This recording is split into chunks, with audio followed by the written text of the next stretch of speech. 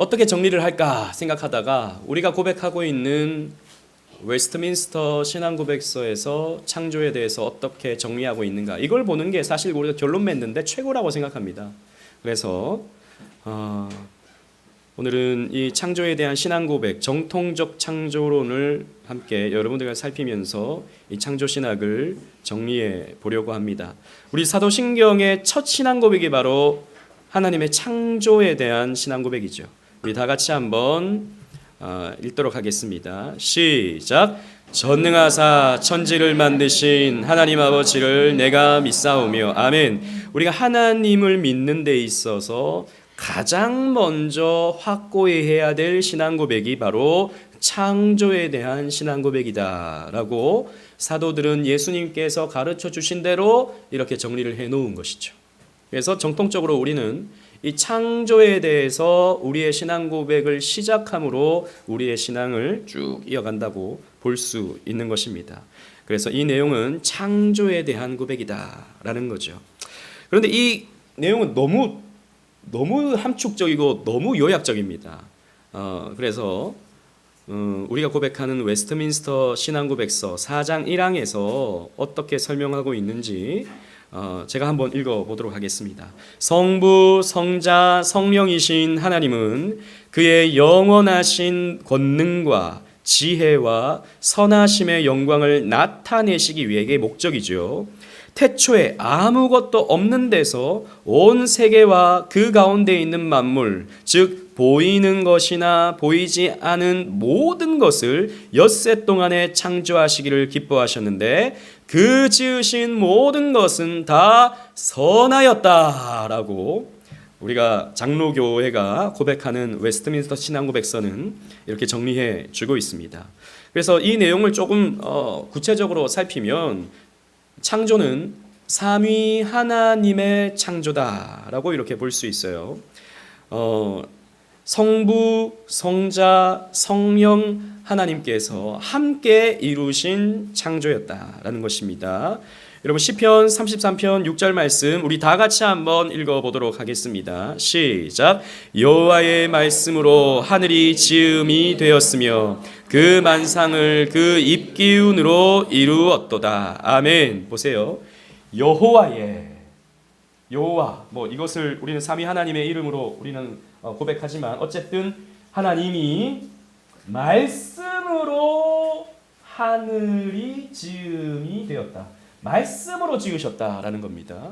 그러니까 하나님이 빛이 있으라, 하늘이 있으라 라고 말씀하심으로 지었다라고 우리는 볼 수 있지만, 또 하나 이 말씀으로 라고 하는 이 표현 속에서 또 다른 신학적인 어떤 의미를 우리는 발견할 수 있죠. 여러분 요한복음 1장 1절에서 말씀이, 태초에 말씀이 계시느니라 라고 하고 있지 않습니까? 그 말씀이 누구를 가리키는 것이죠? 그렇죠. 예수 그리스도. 성자 예수님을 지칭합니다. 그래서 여호와의 말씀으로 하늘이 지음이 되었습니다. 그래서 그 요한복음 1장에도 보면 만물이 그로 말미암아 지음을 받았다라고 되어 있잖아요. 그 말씀으로 말미암아 지음을 받았다. 이것은 요한복음에서는 성자로 말미암아 지음을 받았다라고 이렇게 가르쳐 주는 거거든요. 그러니까 하나님께서 성자 예수님으로 말미암아 이 세상을 창조했다. 또 그 입 기운으로 이루었도다라고 했어요. 그러니까 말씀을 하실 때 입기운이 나오죠, 그죠? 근데 이 입기운이라는 이 말이 히브리어로 루아흐라는 말입니다. 루아흐, 숨결, 후 이런 것을 루아흐라고 하는데 이 루아흐를 다르게 번역했을 때 성령으로 번역될 수도 있어요. 그러니까 성부, 성자, 성령이 함께 이 세상을 창조했다라고 성경은 우리에게 가르쳐 주고 있는 것입니다. 즉 창조는요 공동체의 창조였어요. 그러니까 삼위 하나님께서 함께 이루신, 공동체가 함께 이루신 창조였다라는 것입니다. 서로 협력하심으로, 서로 힘을 모아서 이 세상을 창조하셨다라는 거죠. 그래서 이 초대교회 때는 삼위 하나님에 대한 어떤 개념이 있었는데 페리코레이시스라는 말을 많이 사용했습니다. 즉 춤추시는 하나님, 서로 삼위 하나님은 춤을 추신다라고 이렇게 표현을 했어요. 여러분 춤을 추면 남자가 먼저 여러분 그 영화를 생각해 보십시오. 남자가 발을 먼저 앞으로 내밉니다. 그러면 여자는 어떻게 해야 되죠? 발을 한쪽 뒤로 물려야 되죠. 그렇게 함으로써 춤을 춥니다. 그죠? 춤 안 춰보셨나 봐요. 저도 안 춰봤어요, 사실. 이게 무엇입니까? 아름다운 창조죠. 조화로운 창조를 우리에게 가르쳐주고 있습니다. 삼위 하나님께서 조화롭게 이 세상을 협력해서 창조하셨다라는 것입니다. 힘이 부족해서 협력하신 게 아니에요. 서로 앞서시면 뒤로 물러나시고, 또 성자가 앞서시면 성부 하나님께서 뒤로 물러나시고, 이렇게 알콩달콩 이 세상을 조화롭게 창조하셨다라고 우리는 볼 수 있는 거예요. 그리고 말씀으로 이루신 창조였다라는 것이죠. 히브리서 11장 3절 말씀 우리 다 같이 읽어보도록 하겠습니다. 시작. 믿음으로 모든 세계가 하나님의 말씀으로 지어진 줄 우리가 아나니 보이는 것은 나타난 것으로 말미암아 된 것이 아니니라. 아멘. 여기서의 말씀으로 창조했다라고 하는 것은 말 그대로 이제 하나님께서 빛이 있으라라고 말씀하시면 이 세상이 존재하게 됐다라고 하는 것을 말하는 것이죠. 이것은 무엇을 말합니까? 하나님께서 이 세상을 능력으로 창조하셨다라는 것입니다. 하나님께서 이 세상을 능력 가운데, 당신의 어떤 초자연적인 능력 가운데 이 세상을 창조하셨다라는 거예요. 그래서 우리는 사실 하나님께서 이 세상을 구체적으로 어떻게 창조하셨는지 과학적으로 실증적으로 증명해내길 수가 없습니다. 이건 그냥 우리가 받아들이는 거죠. 당신의 능력으로 창조하셨기 때문에. 그런데 말씀으로 지어졌다라고 하는 이 말씀을 통해서 우리는 무엇을 알 수 있냐면, 그러면 이 삼라만상은, 이 세상은 하나님의 말씀의 계시가 묻어있는 세상이라는 것을 우리는 확인할 수 있다라는 거죠. 그러니까 우리는 저 하늘이 환하게 비춰질 때, 태양빛이 파란 하늘 속에서 눈부시게 쏟아질 때 우리는 그냥 태양이 아름답구나, 혹은 하늘이 너무 멋지구나, 이렇게만 보는 게 아니라 이 자연 만물을 통해서 하나님이 하시는 말씀을 우리는 들을 수 있다라는 거죠. 그러니까 하나님이 참 아름다운 것을 나에게 비춰주세요, 보여주세요. 그럴 때 우리는 하나님, 우리에게 주신 이 세상이 너무 아름답군요 라고 하는 하나님의 계시에 대한 반응을 우리가 올려드리는 것입니다. 그래서 이 세상에는요, 우연이 없어요. 이 세상은요, 그냥 되어지는 게 없습니다. 모든 것이 하나님의 계시적 의미가 있어요. 오늘 내가 만나는 사람, 오늘 우리가 겪고 있는 자연재해들, 이런 모든 것들에는 자연 피조물을 통해서 하나님께서 계시를 드러내신다라는 거죠. 이게 뭡니까? 신학적으로 일반 계시라고 하는 거예요. 이건 신자든 불신자든 다 봐요. 하늘의 태양은 다 봐요. 때로는 폭풍과 치는 그런 상황들을 신자든 불신자든 다 봐요. 이게 뭡니까? 하나님이 나타내시는 일반 계시다라는 거죠. 그래서 이 피조계는, 이 자연 만물은 하나님의 일반 계시가 드러나는 무대가 되는 것입니다. 그리고 하나님은요, 자기의 영광을 위해 이 세상을 창조하셨습니다. 계시록 4장 11절 말씀 우리 다 같이 읽어보도록 하겠습니다. 시작. 우리 주 하나님이여, 영광과 존귀와 권능을 받으시는 것이 합당하오니 주께서 만물을 지으신지라. 만물이 주의 뜻대로 있었고 또 지으심을 받았나이다. 창조에 대해서 이렇게 언급하면서, 그래서 영광과 존귀와 권능을 받으시는 것이 합당하다라는 것이죠. 하나님은 왜 이 세상을 창조하셨는가? 왜 우리를 창조하셨는가? 우리 새가족반 공부할 때 다 살폈던 내용이에요. 우리 교회에서는 수도 없이 귀에 못이 박히도록 들었던 말씀입니다. 그죠? 우리를 일시켜 먹으려고 창조했나요? 하나님이 주인아, 너 이리 와서 심부름 좀 해라. 하나님이 심부름 시키려고 우리를 창조하셨나요? 아니면 우리가 오늘도 찬양할 때 박수 치면서 하나님 멋져요, 하나님 멋져요 그럴 때 내가 좀 멋지지, 이러시려고 우리를 창조하셨나요? 이 세상 만물을 창조하셨나요? 그게 아니에요. 하나님은 이미 영광으로 충만하세요. 이미 영광이 흘러 넘치세요. 영광이 부족했다면 하나님이 아니에요. 영광이 부족한 하나님을 우리가 어떻게 신뢰하고 따를 수 있습니까? 부족한 하나님을요? 그렇지 않죠. 하나님은 이미 우리가 찬송하지 않아도 돌들을 통해서도 영광을 충만하게 받아 누리시는 하나님이십니다. 그런데 하나님이 왜 이 세상을 창조하셨는가? 하나님이 당신의 영광을 우리에게 발산하심으로 말미암아 우리가 하나님을 기뻐하게 되는 거죠. 하나님, 저 눈부신 태양을 우리에게 주신 하나님 너무 감사합니다. 오늘 내가 살아갈 수 있는 어떤 일자리들을 허락해 주셔서 하나님 만드신 이 자연 만물 속에서 일을 하고 열매를 맺을 수 있도록 인도해 주셔서 감사합니다. 먹을 것을 주셔서 감사합니다. 입을 것을 주셔서 감사합니다. 만날 수 있는 사람들을 주셔서 감사합니다. 이렇게 하나님께 영광 올려드릴 때, 하나님이 내려주시는 영광을 우리가 반사함으로 영광 올려드릴 때 하나님은 기쁘신 거죠. 자, 보세요. 하나님이 당신의 영광을 위해 창조했다 그랬습니다. 근데 하나님이 어떻게 영광을 받으시죠? 우리에게 영광을 나타내시고 그것이 반사됨으로써 하나님이 영광을 받으시는 거예요. 그러면 하나님이 영광 받으시는 것이 우리에게 유익이 되는 겁니까? 유익이 되지 않는 겁니까? 말할 수 없는 유익이 되는 것이죠. 하나님께 영광 돌려지는 그 과정에는 우리가 그 영광을 누리는 거거든요. 우리는 그래서 여러분, 저는 여기 어디냐, 북한산만 가더라도 너무 멋지더라고요. 그래서 지난번에 제 아내를 데리고 북한산 저기 원효봉까지 올라갔거든요. 그래서 너무 멋지다. 어떻게 서울 가까운데 이렇게 멋진 데가 있냐. 주 하나님 지으신 모든 새 하는데 우리 사모님은 그냥 별로 감흥이 없어요. 힘들다고 그냥 여러분, 그런 것입니다. 우리는 이 자연 만물을 통해서 하나님을 보는 거죠. 하나님께 영광 올려드리는 거죠. 내 삶에 일어난 작은 일에 우리는 감사하게 되는 거죠. 그래서 하나님은요, 영광을 발산하셨습니다.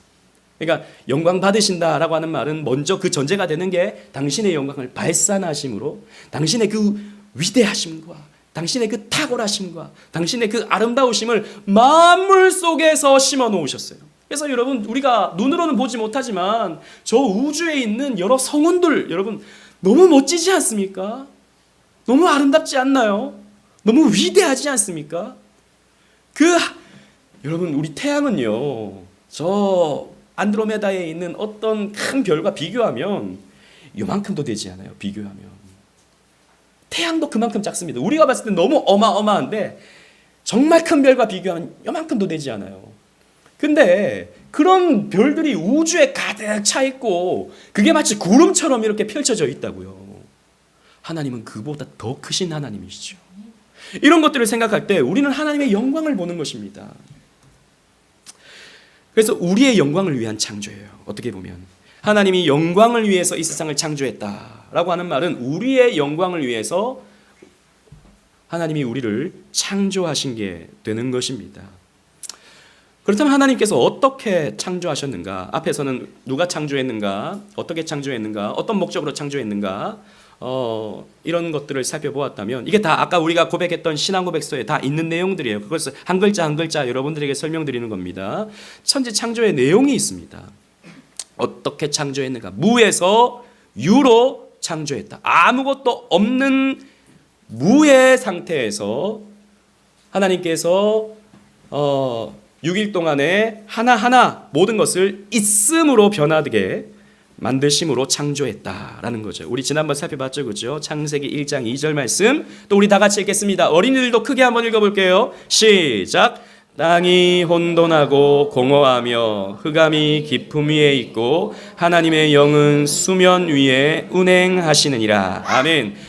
땅이 혼돈했다. 즉 이것은 그릇이 없는 상태, 그죠? 지난번 우리 공부했습니다. 그리고 공허했다라고 하는 것은 내용물이 없는 상태. 그러니까 nothing, 아무것도 없는 emptiness의 상태. 이런 상태에서 하나님이 첫째 날, 둘째 날, 셋째 날, 넷째 날, 다섯째 날, 여섯째 날을 통해서 이 세상을 만드셨다라는 거예요. 그래서 하나님은 모든 것의 원인자가 되신다라고 하는 것을 우리에게 가르쳐 줍니다. 모든 것의 원인은 하나님에게 있습니다. 우연이라는 게 있습니까? 없습니까? 우리에게 있어서는 없습니다. 모든 것은 하나님에게 원인이 있어요. 그러니까 무의 상태에서 있음이 존재합니다. 지금 우리는 있잖아요, 그죠? 이 빛이 있잖아요. 이 나무가 있잖아요. 땅이 있잖아요. 이 모든 것의 원인자는 하나님이시다라는 거예요. 그리고 우리의 구원도 마찬가지입니다. 우리의 구원의 원인도 우리에게 있는 게 아니라 내가 믿어서가 아니라 하나님께 있다라고 하는 것을 이 창조신학이 우리에게 가르쳐 주는 거예요. 그래서 모든 피조물은 하나님께 의존되어 있습니다. 하나님이 원인자시기 때문에 모든 피조물은 하나님께 의존되어 있어요. 우리도 마찬가지입니다. 우리의 생명이 지금 지속되고 있는 것은 우리의 생명이 하나님께 의존되어 있기 때문이에요. 하나님이 베풀어 주시는 공기, 하나님이 베풀어 주시는 저 태양, 하나님이 베풀어 주시는 따뜻한 바람, 하나님이 베풀어 주시는 시원한 물, 이런 게 없으면 우리는 죽는 것이죠. 그래서 모든 피조물은 하나님께 의존되어 있습니다. 그런데 하나님에게 의존하고 있으면서도 마치 자기 힘으로 살아가고 있다고 착각하는 사람들은 하나님의 것을 도둑질하는 죄를 짓고 있는 거죠. 그래서 이 땅의 모든 불신자들은, 하나님께 영광 돌려드리지 않는 모든 불신자들은 아무리 착하게 살고 아무리 다른 사람들에게 뭔가를 나눠주는 아주 이타적인 삶을 산다 하더라도 그 사람들은 다 누굽니까? 도둑들입니다. 하나님에게 의존하고 있음에도 불구하고 하나님께 영광 돌리지 않습니다. 하나님께 감사치도 않습니다. 오히려 허망한 것을 따르고 오히려 우상을 향해서 숭배하고 있습니다. 이게 바로 인간이 짓는 가장 악한 죄가 되는 거예요. 그러니까 이런 거죠. 우리 윤희가 모든 물질, 엄마에게도 의존하긴 하지만 아빠가 주는 용돈으로 살잖아요. 그죠? 그런데 나중에 아빠가 나한테 해준 게 뭐 있어? 이럴 때가 올지 안 올지 잘 모르겠지만 안 왔으면 좋겠습니다만 가끔씩 드라마에 보면 그렇게 좀 되바라진 애들이 있잖아요. 해준 게 뭐가 있어? 나 하고 싶은 거 못하게 만들고 하기 싫은 거 하라고 하고 억지로 살았어! 막 이렇게 말하는 되바라진 애들이 있잖아요. 에스더 왜 웃지? 에스더 이거에 굉장히 지금 격한 반응을 보여주고 있어요. 그럴 수 있어요. 그게 뭐예요? 죄가 되는 거죠. 아버지한테 상처가 되는 거죠. 그죠? 아니 내가 너 이때까지 먹여주고 입혀주고 돌봐줬는데 그게 무슨 소리냐? 상처가 되는 것입니다. 마찬가지입니다. 우리가 하나님 앞에 하나님을 인정하지 않는, 의존하고 있으면서 하나님을 인정하지 않는 것이 바로 죄가 되는 것이죠. 그리고 우리는 무에서 유로 창조되었다라고 하는 것을 생각할 때 시간도 하나님의 피조물임을 우리는 기억해야 됩니다. 베레시트라는 말, 태초에라는 말이 시간의 시작에라는 뜻이거든요. 그죠? 그래서 우리가 이 물질만 하나님께서 만드신 것이 아니라 시간에 흘러가는 이 물리적인 시간도 하나님께서 만드신 것이라는 것을 우리는 기억해야 돼요. 그래서 모든 것이, 존재하는 모든 것이 하나님이 만드신 것이다 라고 하는 것을 우리는 생각해야 됩니다. 그래서 여러분, 진화론은 이 부분에 있어서 우리와 마찰이 되는 것입니다. 진화론은 존재에서부터 계속해서 존재가 발전하고 경쟁에서 이김을 통해서 오늘날의 이 모습으로 존재하게 되었다라고 설명하는 거잖아요. 그러니까 존재를 이미 전제한 뒤에 존재에 대해서 더 업그레이드 되어지는, 진화되어지는 방식으로 설명하고 있기 때문에 우리는 진화론을 받아들일 수가 없는 것입니다. 그리고 하나님이 이 세상 만드실 때 보이지 않는 세계도 창조하셨다라고 말씀하고 있습니다. 시편 148편 5절 따라 읽어야 여러분 덜 졸립니다. 다 같이 읽어보도록 하겠습니다. 시작. 그것들이 여호와의 이름을 찬양함은 그가 명령하심으로 지음을 받았음이로다. 아멘. 여기서의 그것들은 천사를 말해주고 있어요. 천사들이 여호와의 이름을 찬양함은 그가 명령하심으로, 하나님이 명령하심으로 지음을 받았도다. 우리는 눈에 보이는 이 물질 세계만 하나님이 창조했다고 생각합니다. 그런데 우리의 신앙 고백서는 보이지 않는 영적 세계, 보이지 않는 영물들도 하나님이 창조했다라고 이렇게 가르쳐주고 있어요. 그러면 우리가 여기서 또 질문이 생기죠. 그러면 하나님이래, 목사님. 목사님, 그러면 마귀도 하나님이 창조했습니까? 이렇게 질문할 수 있죠. 귀신도 그러면 하나님이 창조했습니까? 라고 이렇게 질문할 수 있습니다. 여러분 어떻게 생각하셔요? 귀신도 하나님이 창조했나요? 뭐 그런 것 같은데 그러면 귀신도 창조했다고 하면 좀 그러면 하나님이 좀 악을 창조한 건가? 뭐 이렇게 생각할 수 있잖아요. 그래서 이 부분이 참 중요합니다. 하나님은 마귀를 창조하지 않으셨어요. 하나님은 귀신을 창조하지 않았습니다. 하나님은 영적 존재를 창조했어요. 그게 천사였죠. 근데 그 천사가 어떻게 됐습니까? 타락했습니다. 그것을 하나님께서 직접적으로 관여하신 게 아니라 그 타락에 직접적으로 간섭하신 게 아니라 허용하셨죠. 타락을 허용하신 것입니다. 그래서 하나님이 직접 마귀와 귀신들을 창조하신 게 아니에요. 타락을 허용하신 것입니다. 이렇게 우리는 이해하는 것이죠. 어쨌든 우리는 영적 세계의 창조 또한 생각할 수 있어야 됩니다. 그래서 우리는 눈에 보이지 않는 영적 세계가 있다. 영적 존재들이 활동하는 영적 세계가 있다라고 하는 것을 우리는 생각해 볼 필요가 있고 천사를 비롯한 영물들 또한 하나님이 다 만드셨다라는 거죠. 그래서 어떤 사람들은 그냥 신앙생활 하다 보면 천사와 마귀는 원래부터 있었던 것으로 생각합니다. 그러면 천사는 어떤 존재가 되죠? 영원한 존재가 됩니다. 영원한 존재. 아니거든요. 천사도 시작한 시점이 있습니다. 영물들도 시작한 시점들이 있어요. 오직 하나님만 영원히 존재하시는 하나님이셔요.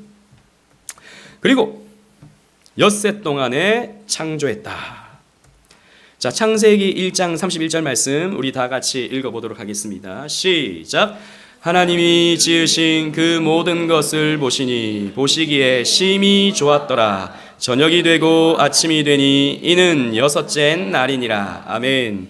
그런데 목사님, 지난번에 목사님이 이 세계가 딱 우리가 말하는 24시간의 하루, 그것이 6번 반복되어진 6일 동안의 창조가 아닐 수도 있다고 말하지 않았습니까? 오래된 지구도 가능성이 있다고 했지 않습니까? 그럼 목사님은 웨스트민스터 신앙고백서를 정면으로 어기는 믿음 없는 목사님이네요.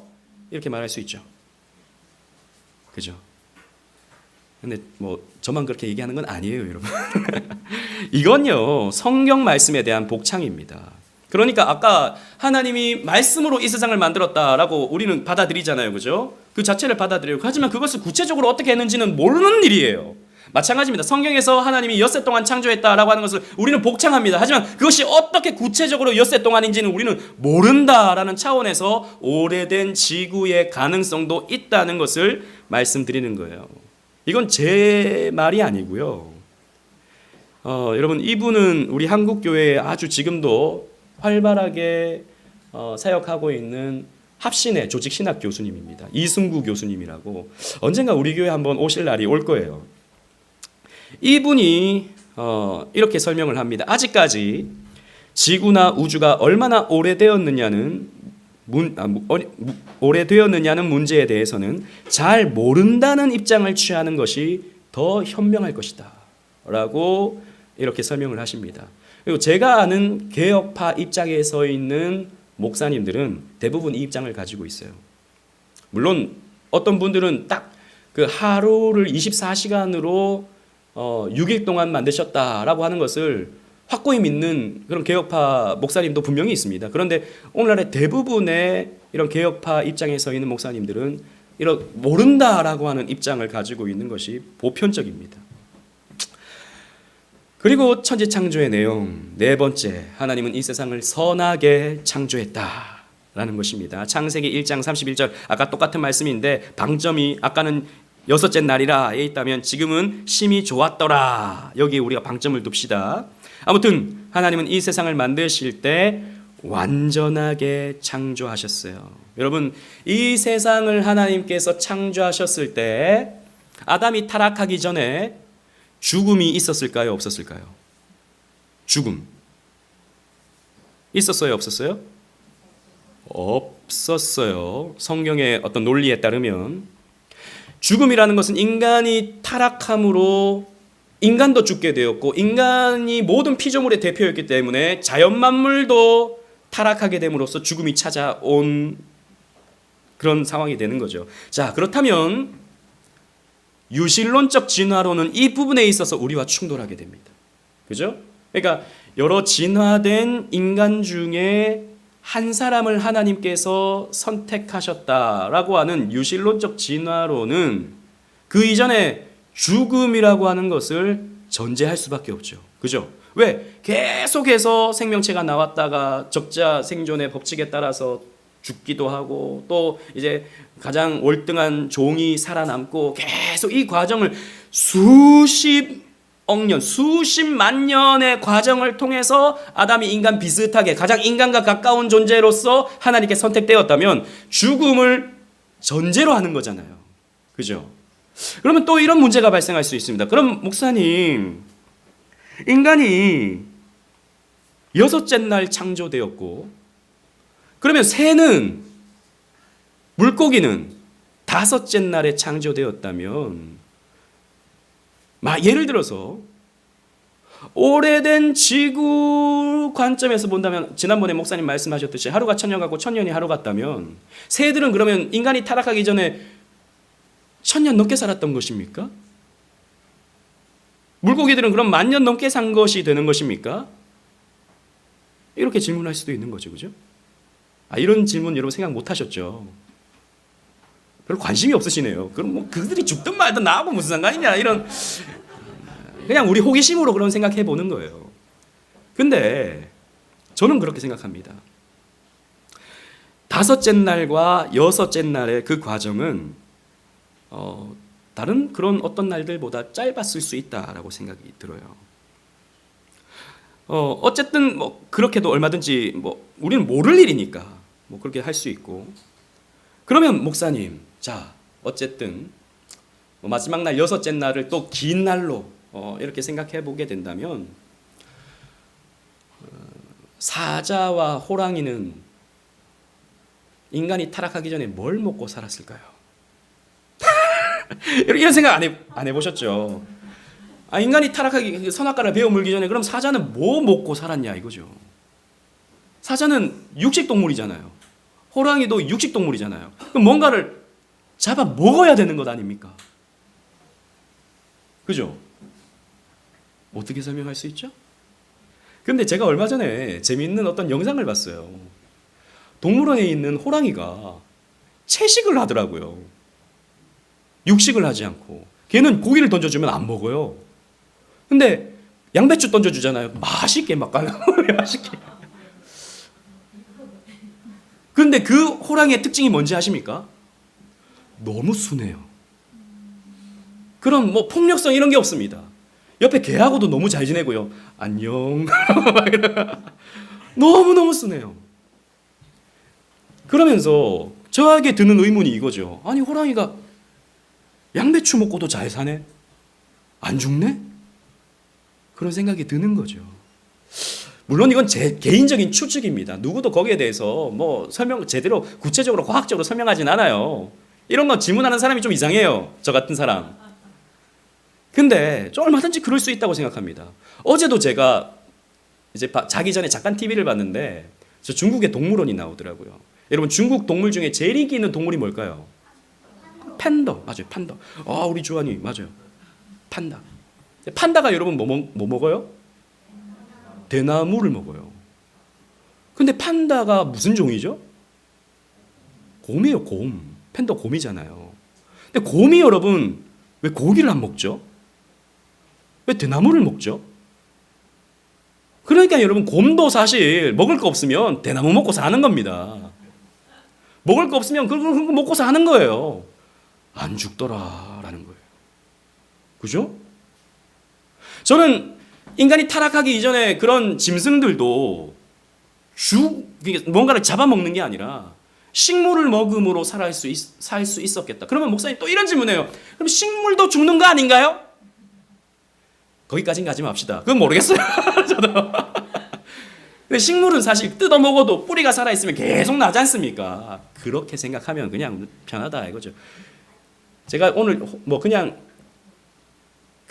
뭐 이거 대단히 중요한 건 아니에요. 근데 우리의 호기심들이 계속 꼬리에 꼬리를 물면 얼마든지 이런 설명들도 할 수 있다라는 것입니다. 제가 말씀드리는 것은 그런 인간의 죽음, 동물들의 죽음이 오랫동안의 죽음이 축적된 진화라고 하는 것을 우리는 반대한다. 없다라는 것입니다. 우리가 가지고 있는 교리적 입장에서는 반대할 수밖에 없다라는 것이죠. 그래서 제가 또 우리 청년 가운데 한 사람이 또 질문을 해서, 그럼 목사님, 구석기, 신석기, 청동기, 철기, 이게 또 수만 년의 과정을 통해서 인류의 문명이 발전되지 않았습니까? 우리 그렇게 학교에서 배웠다고요. 10몇만 년 전에는 사람들이 전부 다 우 이러면서 돌도끼 들고 막 이렇게 살았다는 거죠. 문명 없이 팬티도 입었는지 안 입었는지 잘 몰라요. 그렇게 살았다가 이제 점점 도구가 발전하고 이렇게 인류의 문명이 발전했는데, 그럼 목사님 그런 것은 어떻게 받아들여야 됩니까? 이렇게 질문을 하는 친구가 있었어요. 여러분 사실 생각해 보세요. 저는 뭐 구체적으로 뭐 그 연도가 어떻게 되는지 여러분들이 설명할 수 있는 실력이 없어요. 뭐 구석기는 몇만 년 전, 뭐 몇십만 년 전, 뭐 쭉쭉쭉쭉 있겠죠. 근데 그런 생각이야말로 무엇을 전제로 하고 있냐면 진화론을 전제로 하고 있는 생각이에요. 진화론은 기정사실이다라고 하는 것을 전제로 하고 돌도끼도 있고, 보니까 유물로 돌도끼도 나오고, 그 다음에는 청동검이 나오고, 그 다음엔 철검이 나오고, 이런 걸 보니까 인류의 문명이 이런 과정을 통해서 발전했겠거니라고 진화론의 기반 위에 그것을 끼워 맞추는 것입니다. 성경을 보면 인간은 지음 받자마자 무엇이 있어요? 언어가 있어요. 이런 거 없습니다. 언어가 있어요. 그리고 지음 받자마자 무엇이 있습니까? 문명이 있습니다. 바로 건물 짓고, 바로 노래 부르고, 바로 모든 것을 해요. 왜요? 하나님의 형상으로 지음받았기 때문에. 그러니까 우리는 그런 것들을 뭐 100% 부정한다 그러진 않아요. 그러니까 인류의 도구의 발전은 분명히 있죠. 인류의 도구의 발전, 이런 것들은 분명한 사실이죠. 하지만 그게 막 만 년을 기반으로 정확히 뭐 연수는 잘 모릅니다. 그런 걸 기반으로 한 그런 발전은 아닐 것이다 라고 이렇게 보는 것이죠. 성경은 바로 인간의 문명이 시작되니까. 그래서 우리가 받아들일 수 있는 것, 받아들이지 못하는 것, 이런 것들을 우리는 분별하면서 신앙생활하는 것이 중요합니다. 사실 몇만 년 전에 사람들이 돌만 썼다, 혹은 청동기만 썼다, 뭐 이런 것들을 증명할 수가 없어요. 그걸 왜? 우리가 타임머신 타고 가볼 수가 없기 때문에. 근데 여러분, 지금도 여러분 돌 석기를 가지고 뭔가를 쓰는 게 있지 않습니까? 지금도. 그죠? 그 땅에 묻어놨다가 빼내서 이거 뭐 몇십만 년 전 뭐 주먹도끼다. 전 제가 주먹도끼라고 이렇게 보면 이게 주먹도끼인지, 아니면 누가 그냥 돌 이렇게 딱 던졌는데 딱 깨졌는데 날카롭게 나와 있는 그런 건지 저는 잘 모르겠더라고요. 저는. 그렇지 않나요? 박물관에 가보면. 아무튼 우리는 그렇게 좀 생각할 수 있다라는 것이죠. 그리고 구속은 완전한 창조의 회복입니다. 그러니까 인간이 타락함으로 인해서 우리에게 죽음이 찾아왔어요. 이 세상에 혼란이 찾아왔습니다. 하나님은 이 세상을 선하게 창조했지만 우리의 죄로 인해서 이 세상은 어그러졌어요. 다시 질서가 깨어져 버렸습니다. 근데 우리가 구속받는다, 우리가 구원받았다, 그리고 구원이 완성되는 저 천국은 뭐냐? 완전한 창조의 회복입니다. 우리의 천국은 새 창조, 완전한 창조의 회복이 바로 우리의 구원이 되는 것입니다. 거기서는 동물 잡아먹지 않을 거예요. 아쉽죠? 소고기가 천국에 없어요. 등심, 스테이크 이런 거 없어요. 고등어, 자반 이런 거 없어요. 그런데 천국에 가면 더 맛있는 것이 있다. 목사님, 그게 뭡니까? 나도 몰라요. 천국 가서 확인해 봐야 돼요. 그래서 진화주의는 불완전한 창조를 전제하기 때문에 우리는 진화를 반대합니다. 자, 이제 마지막 창조신앙의 세계관적 의미. 여러분, 우리가 창조신학을 배우는 것은 우리의 세계관과 관련되어 있는 겁니다. 우리가 이 세상을 어떻게 바라봐야 되는 것인가. 아까 제가 소개했던 이승구 교수님의 책을 보면 이렇게 세 가지로 정리를 하고 있어요. 따라합시다. 노란 글씨를 다 같이 읽어보도록 하겠습니다. 시작. 이 피조개는 창조주 하나님에게 대한 의존적이다. 아멘. 이 세상 역사는 하나님께서 피조계에 관여하시는 이야기다라는 거죠. 그러니까 이 인류의 역사, 지금 뭐 얼마나 이제 문명의 역사는 한 4,000년 되지 않습니까? 뭐 그 정도밖에 안 되잖아요. 굉장히 짧죠. 진화론에서 말하는 뭐 이것과 비교하면 너무너무 짧습니다. 그런데 이 인간의 역사는, 이 세상의 역사는 하나님께서 피조계에 관여하시는 이야기예요. 모든 것이 다 하나님의 계시로 충만하다라는 것이죠. 두 번째, 다 같이 읽겠습니다. 시작. 하나님께서는 실제로 이 세상을 자신밖에 존재하도록 했다. 자, 하나님은 이 세상에 매여 있는 하나님이 아니다라는 거예요. 하나님은 이 세상을 창조하심으로 하나님은 이 세상을 초월하시는 하나님이시다라고 하는 것을 말하는 것입니다. 그래서 하나님은 이 세상을 자신밖에 존재하도록 했다라고 하는 것은 하나님께서 이 세상에 영광을 비추시고 이 세상으로 말미암아 영광을 거두시는 그런 무대로서 이 세상을 창조했다라고 하는 그런 의미가 되는 거예요. 그래서 우리가 살아가는 이유가 뭡니까? 목사님이 오늘 기도 시간에 이렇게 기도했어요. 우리가 돈을 버는 목적도 무엇을 위해서? 하나님을 위해서. 우리 학생들 공부하는 목적이 무엇입니까? 왜 공부해야 됩니까? 따라합시다. 우리 어린이들, 학생들, 하나님의 영광을 위하여. 주한이 잘했어. 그렇게 하는 거야 그때는. 영광을 위해서. 나는 하나님 영광을 위해서 공부한다는 거죠. 근데 공부했는데 50점이야. 괜찮아. 우린 결과로 영광 돌리는 게 아닙니다. 과정으로 영광 돌리는 거예요. 때로는 수학을 막 풉니다. x-2 y 플러스 2의 방정식 푸는데 이게 도통 무슨 얘기인가 막 고민을 합니다. 그런데 나중에 쭉쭉 보니까 x는 뭐고 y는 뭐야? 답이 딱 나왔어. 야, 이건 뭐지? 야, 이거 신통방통하네. 삼각형을 탁 했는데 그 내각을 딱 구성하니까 정확히 180도가 나와. 이 모양도 180도야. 저 모양도 180도야. 요 모양도 180도야. 야, 이거 참 신기하네. 별로 안 신기한 것 같아요. 자연의 원리 이런 것들 보면 신기하잖아요. 이런 걸 통해서 야, 하나님이 만드신 이 세상이 참으로 오묘하구나. 참으로 위대하구나. 라고 하는 걸 우리는 공부를 통해서 발견한다고요. 그리고 세 번째, 다 같이 시작. 이 피조계는 창조주 하나님의 뜻을 구현해야 된다. 왜? 하나님이 당신의 뜻을 가지고 이 세상을 창조하셨기 때문에, 당신의 어떤 뚜렷한 목적을 가지고 이 세상을 창조하셨기 때문에, 궁극적으로는 택자 구원의 완성을 위해서 하나님은요 이 세상을 창조하셨습니다. 하나님이 까마귀를 왜 창조했습니까? 여러 이야기들이 있지만, 여러 내용들이 있지만, 엘리야에게 떡과 고기를 가져다 주려고 까마귀를 창조하신 거예요. 아무도 아멘 안 하실 줄 알았어요. 하나님이 왜 물고기를 만드셨습니까? 물고기. 저 베드로가 깊은 데로 가서 그물을 던지라는 주님 말씀에 순종해서 물고기를 던졌더니 물고기가 그물이 찢어질 만큼 모였다고요. 그때 여러분 하나님이 명령을 딱 내리십니다. 물고기들아, 처음에는 피해라. 그물 내리면 피해라. 저쪽 피해. 저쪽 피해. 그 다음에 깊은 데로 가서 그물을 던지라 했을 때 다 모여라.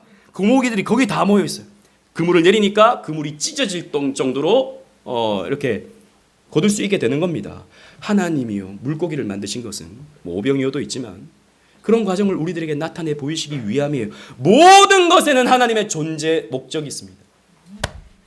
저라고 하는 존재는 목적이 있어요. 우리 에스더도 존재하는 목적이 있어요. 그냥 사는 게 아니에요. 목적이 있어요.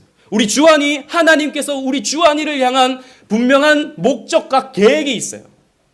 살아가는 이유가 뭐예요? 그 목적을 이루어가는 거예요. 하나님께서 나를 향해서 목적하신 것을 이루어가는 것이 우리가 살아가는 이유가 되는 것입니다. 그래서 창조라고 하는 것은 우리가 이 세상을 어떻게 바라봐야 하는지 가르쳐 주는 거예요.